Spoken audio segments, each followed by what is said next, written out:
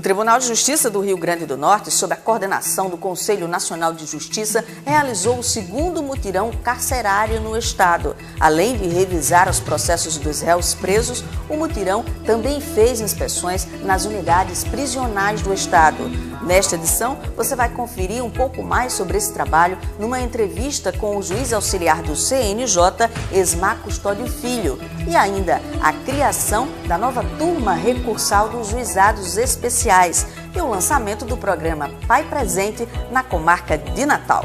O TJTV está no ar. O Tribunal de Justiça do Rio Grande do Norte implantou a nova turma recursal para agilizar os processos nos juizados especiais.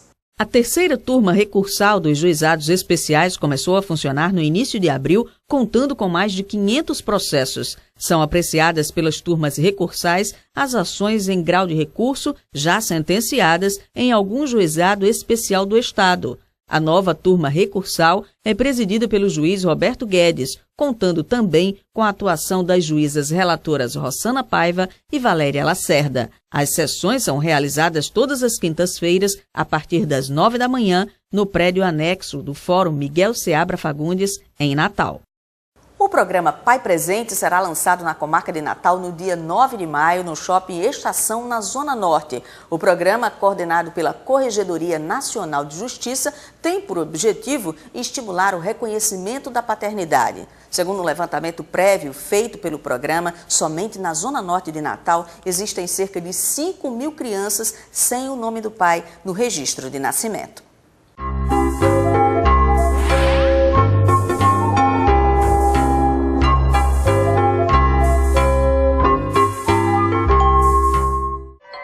Olá, minha gente! Já ouviram falar em remessa ex officio? Nome bonito, não é? Será que o pessoal na rua soube explicar o que é?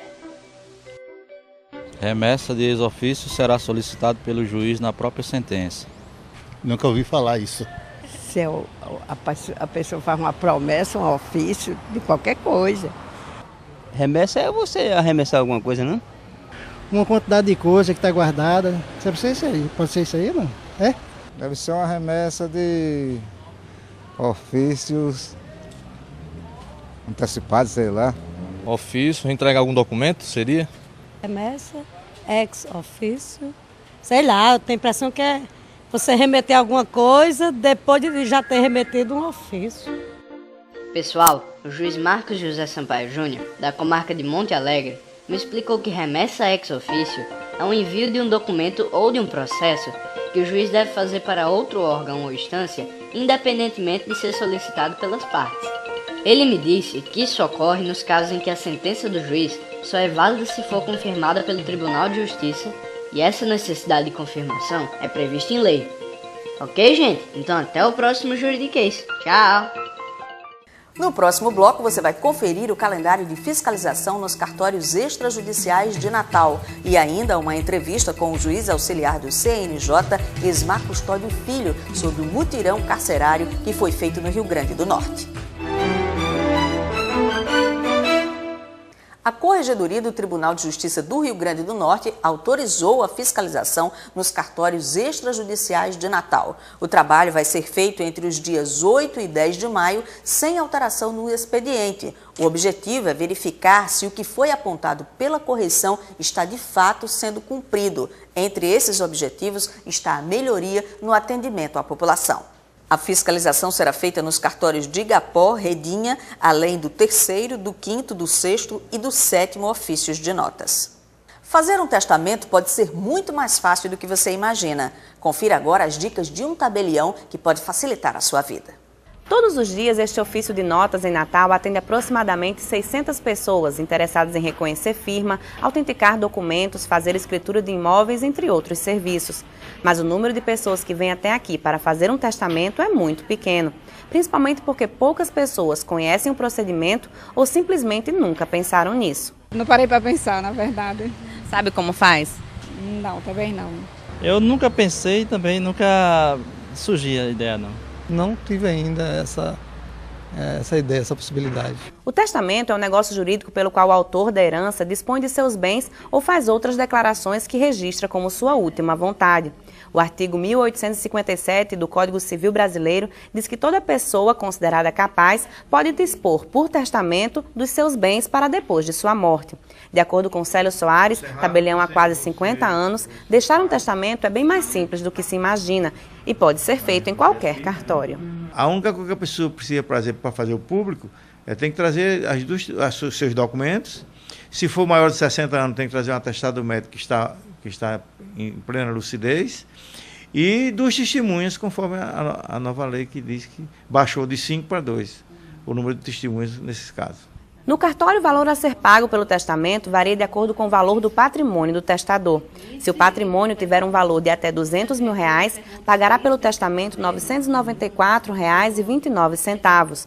Quando o patrimônio é superior a R$200 mil, as custas sobem para R$ 1.318,04. Para o tabelião, o testamento é uma excelente forma de incluir como herdeiros pessoas que não seriam naturalmente contemplados com a herança. Existem problemas familiares que todo mundo tem. Quando tem alguns problemas familiares que a pessoa não pode ou não quer sanar em vida ainda por conta de determinadas coisas, então eu aconselho ele fazer.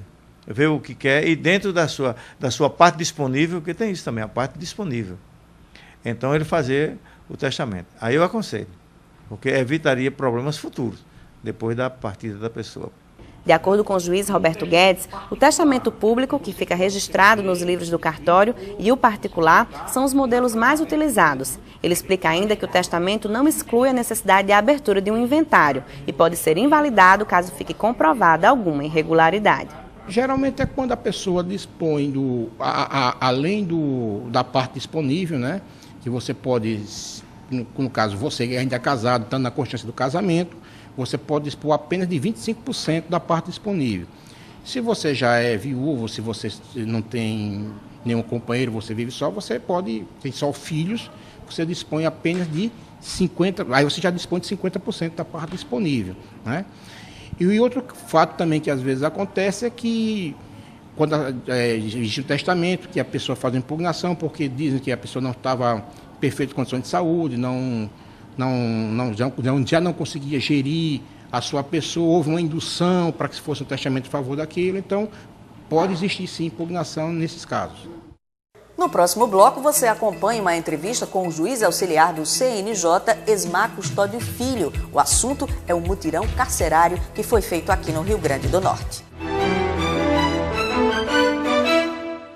E hoje o nosso programa recebe o juiz auxiliar do CNJ, Esmar Custódio Filho. Ele que está no Rio Grande do Norte fazendo um diagnóstico, um mutirão carcerário.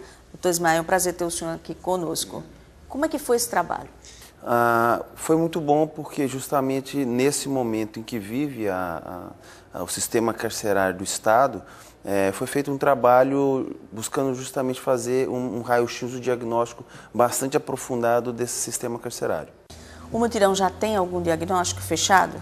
Olha, além da revisão das execuções penais, para a gente verificar a possibilidade de algum benefício, né, uma progressão de regime, um livramento condicional, assim como também uma verificação da necessidade das prisões processuais, das preventivas, foi feito um trabalho de inspeção nas unidades prisionais. E nós detectamos vários problemas, dentre eles o mais grave que conduz a todos os demais problemas é a superlotação, né? Então, da superlotação você tem uma consequência de todos os problemas que, se você tem dentro de uma cela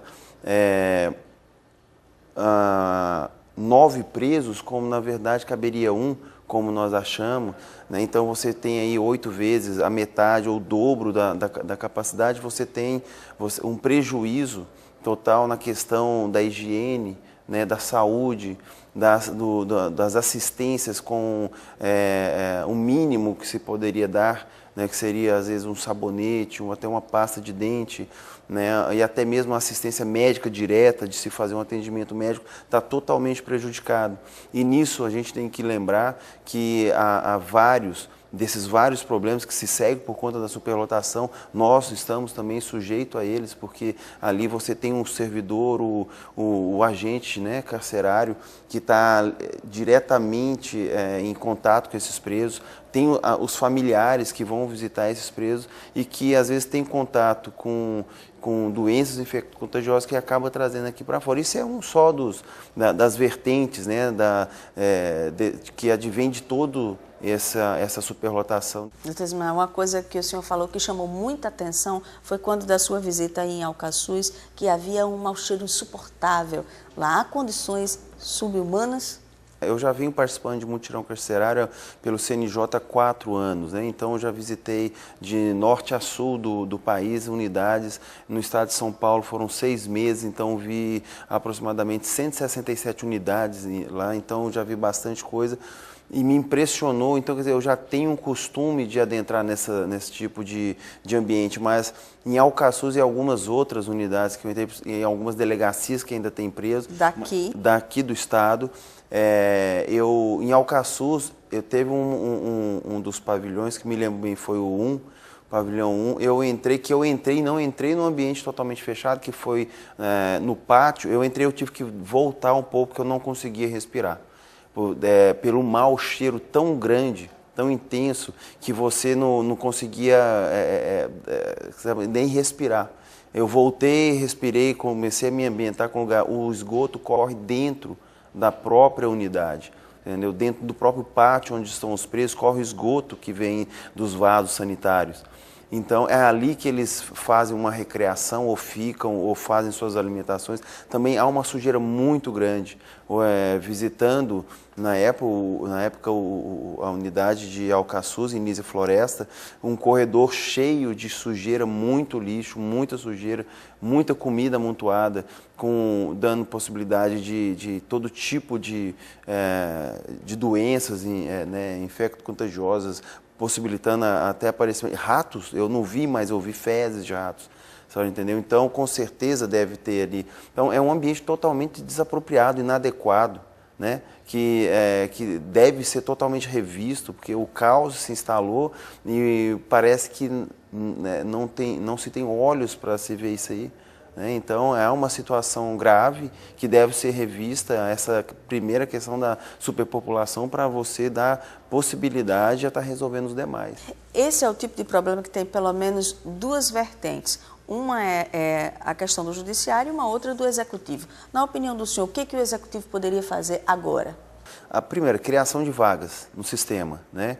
Nós temos aqui, começando, como nós fizemos a análise dos processos dos réus condenados, tanto no aberto, semiaberto como fechado, nós temos que criar primeiro mais vagas no sistema semiaberto também, que é aquela pessoa que deveria estar numa colônia agrícola ou industrial, aprendendo alguma atividade ou trabalhando para poder, aos poucos, se ressocializar. Isso não acontece. Nós só temos uma colônia no estado do Rio Grande do Norte que fica em Mossoró e é totalmente insuficiente, né?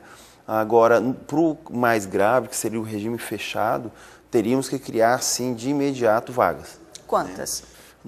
Há uma defasagem de pelo menos 3.000 vagas, né? Então, o tanto que der.